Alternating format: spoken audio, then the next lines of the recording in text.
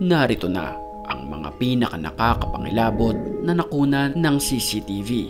At sa video na ito ay posibleng mapasubscribe ka sa channel natin. Kaya't kung ready ka na, ano bang hinihintay mo? Tara na!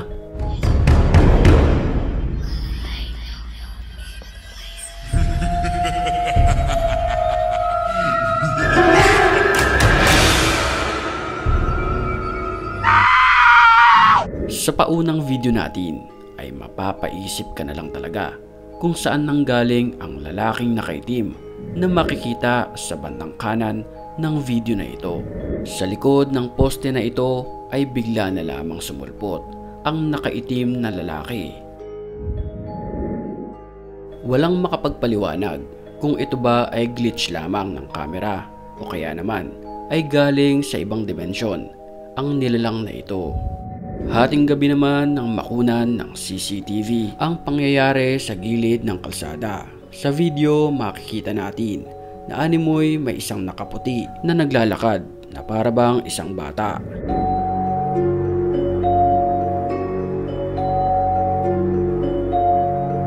Kapansin-pansin din na tila may hinahanap ang nilalang na ito.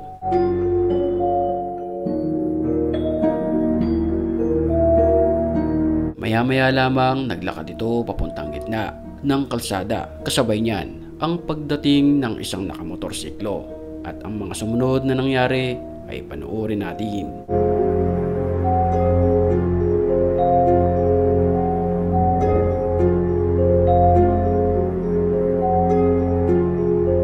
Sa video mapapansin na tila hinaharang nito ang lalaki na dadaan sana sa lugar na iyon.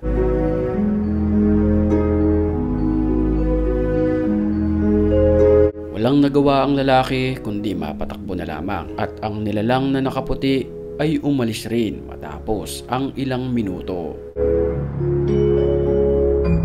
Sa video naman ito nakunan ang lalaking nagtangkang pasukin ang isang pintuan.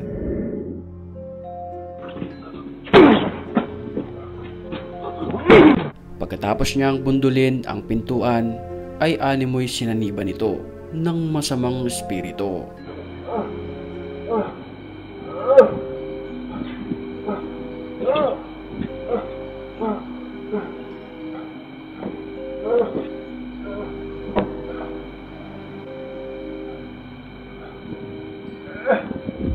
Sa maikling video naman ito nakunan ang pagsulpot ng isang nakakapangilabot na nilalang. Pansinin nating maigi sa bandang kaliwa ng video na ito. Kapansin-pansin na biglang napahinto ang babae at nang makapasok ito sa loob ng bahay ay bigla na lamang may sumulpot na isang nakakapangilabot na nilalang.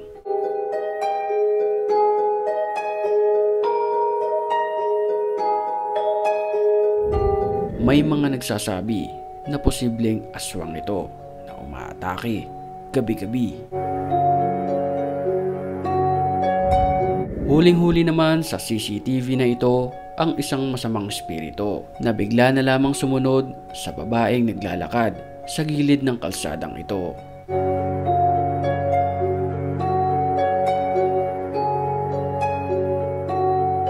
Ito ay tila isang itim na usok na naglalakad na parang tao.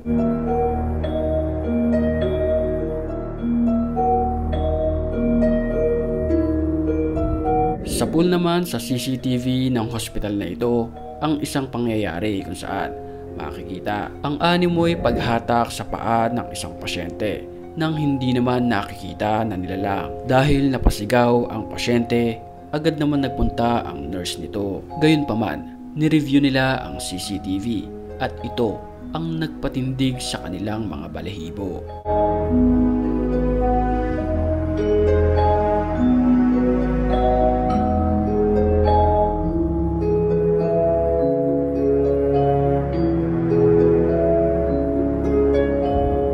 Nag-viral naman sa internet ang isang security guard na ito dahil di umano nakausap niya ang isang tao na namayapa na 1 linggo nang nakakalipas.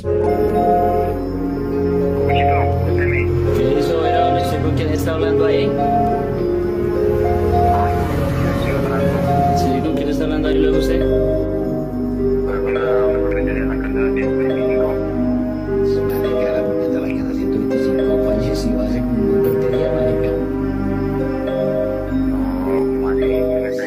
Sí, no, usted está hablando ahí solo, marica, lo estoy viendo aquí por la cámara, usted está hablando ahí solo.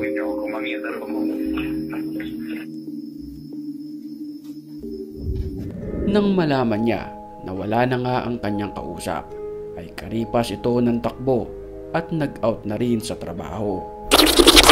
Bago tayo magpatuloy sa ating susunod na video, batiin muna natin ang mga certified matapang. At kung gusto mo rin mapabilang sa kanila, mag-comment ka lang. Ang may pinakamagandang comments, yon ang ating pipiliin. Back to the story. Habang nagti-TikTok naman ang grupo na ito, wala silang kaalam-alam na may nangyayari na nakababalaghan. Bigla na lamang silang napahinto matapos silang makita ang lalaking ito na biglang hinatak na lamang ng animoy masamang espiritu.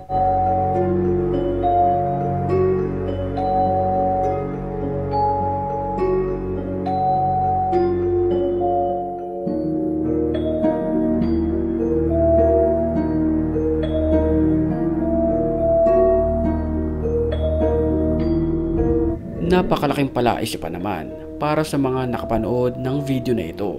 Ang babae kasi ay biglang sumulpot pagkaraan mismo ng sasakyan na makikita sa video. Ang babaeng nakaputi na makikita sa video ay tila balisa at ang pinaka nakakapangilabot dito ay walang nakapansin ni isa sa kanya.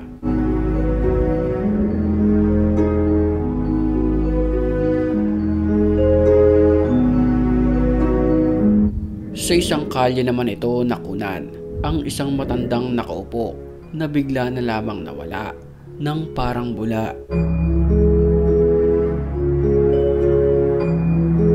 Mapapansin din na kasabay ng matandang mawala ang kanyang lamesa at upuan nito. Kung ikaw ang tatanungin, ito ba ay totoong nawala o glitch lamang ito ng CCTV? Pwede mong i-comment ang iyong opinion sa comment section.